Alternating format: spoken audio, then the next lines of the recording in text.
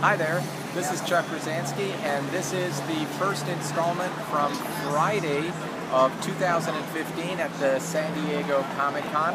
I wanted you to see a brief glimpse of what it's like out on the streets here, because I've shown a lot of photos of what it's like in the hall, but something that most people don't realize is that the convention now has become so large that there is an enormous amount of extra material that happens in the street where you can actually come to the convention, never enter the hall, and still keep yourself very, very busy by attending events that are held off-site. And that includes going all the way down to the Hilton Hotel, which is about half a mile that way, and then going up to the Marriott and the Hyatt.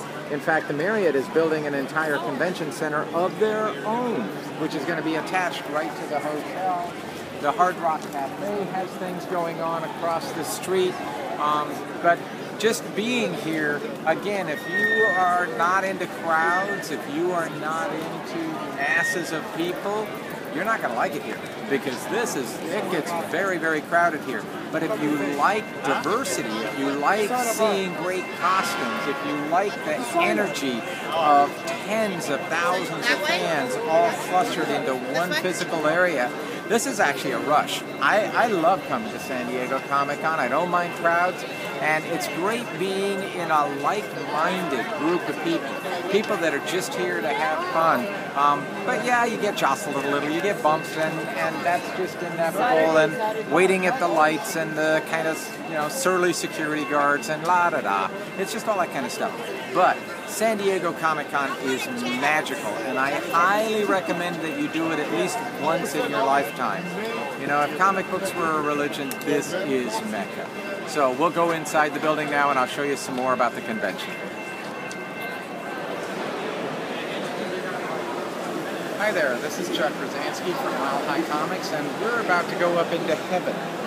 This escalator is taking us upstairs in the great San Diego Comic-Con, and we're about to go into the area where they do all of the events and programming.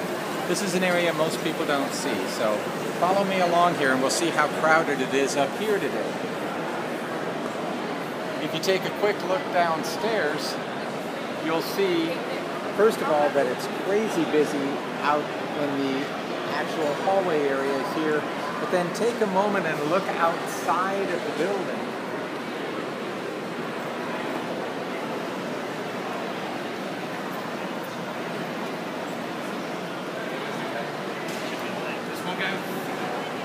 One of the things about the Comic-Con this year that has, I think, been really great is that you can now attend Comic-Con without actually coming in the building.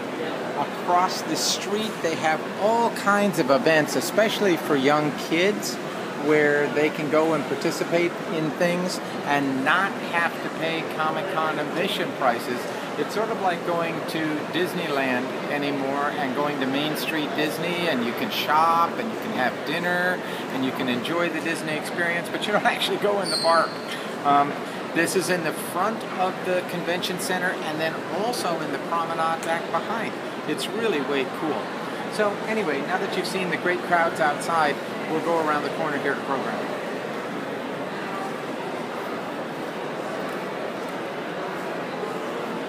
As you can see in this part of the programming area, and this is just the main hallway, right now we're right at the point where people are coming out of programs, and probably more than a few are looking to go into the meeting rooms. I know that there's at least 20 meeting rooms up here, and they vary in size from just a couple of hundred people up to several thousand. Almost every meeting room will end up being packed out, and they generally have 4 to 5 programs going on at the same time. It makes it kind of hard for folks because you're having to pick and choose that which you go to. And then, of course, if you want to go downstairs and go in the dealer's room, well, you have to decide what programs are you going to skip. It gets really hard, actually, when you're at Comic-Con, and when you're a dealer and you're trapped downstairs and there's a program that you would love to see upstairs, that's a problem too. So the biggest thing about Comic-Con is that you have to learn to prioritize. Upstairs at Comic Con, and this building has the same kind of really cool fabric roof that the Denver airport has, and they had it here first, by the way. But it's a really great roof, and it allows light in and makes for a very airy space. There are tables here where they have freebies. The art show is up here. And then also there's just places where you can sit and relax and eat. So this is a very nice area of the convention. We'll go out onto the balcony out here if they'll let us, and I'll show you a little bit of what the convention is like here too. It's not just about the dealer's room, so let's take a look at this other area. Okay, we're now on the outside of the second floor of the building, and we just discovered the answer to something, which is why the aisles aren't as crowded as they normally are around the toy booths downstairs. Well, that's because they moved everybody up here. This is the line to get the Hasbro toys. And so if you want to get the freebie Hasbro toys and sell them on eBay, you're going to be standing up here for a while, because that is not a 5-minute line. That's more like a 2-hour line. And I don't know. I got better things to do with my day than to waste it doing that. But let's take a look out here.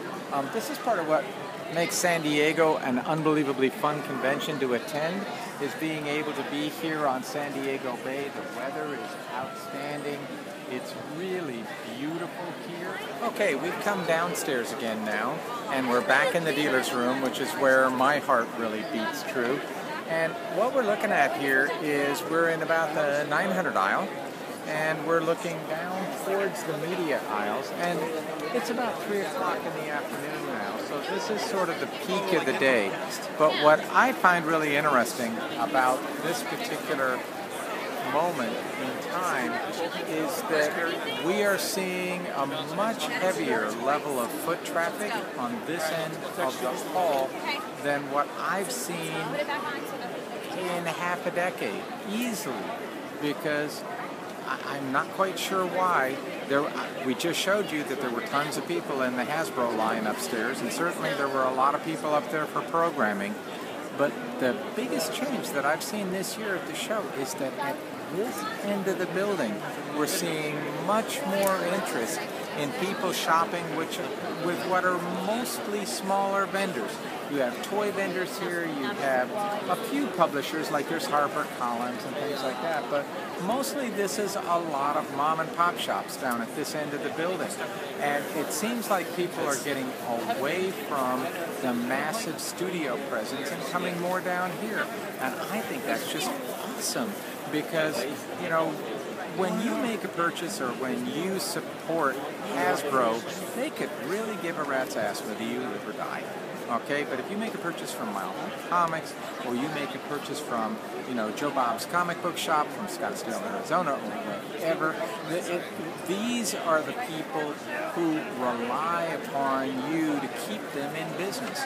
And people always say that they value having options and that they value having diversity within the people that they deal with, and yet, more often than not, they don't support them. And I'll just tell you a real fast story. I had a person come up to me here at San Diego Comic Con a couple years ago and bemoan the fact that we had closed our Garden Grove store. And we used to have a really big store in Garden Grove. It was about 10,000 square feet. I loved that store. We had it for 13 years. But it died of neglect. We finally just did not have enough people coming by to shop at the store. Well, this guy that came by said, yeah, I drove by your store the other day and the location was empty. And it was like, yeah, brother, we've been gone 4 years. 4 years. And you finally noticed we were gone? With that kind of support, how could we possibly stay in business? So if you have a local comic shop, I mean, coming to comic book conventions is great. Shopping with online companies like Mile High is great. But never forget to also support your local comic shop. Keep that guy in business, even if he's a peckerhead, because it's your options that disappear if he disappears. So that's it for today.